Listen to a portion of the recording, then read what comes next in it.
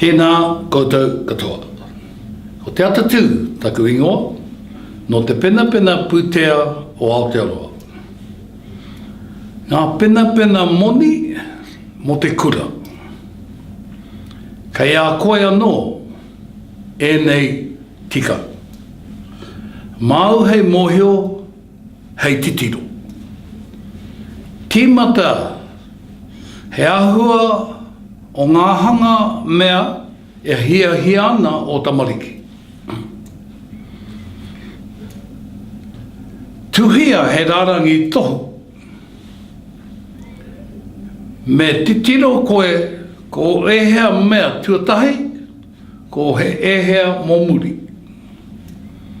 Tiro hia ki ngā toa hoko, kimi hia i ngā toa ngāwari teutu. Whakahuatia o tamariki ki a haere māraro me te mahi kai mo te kura.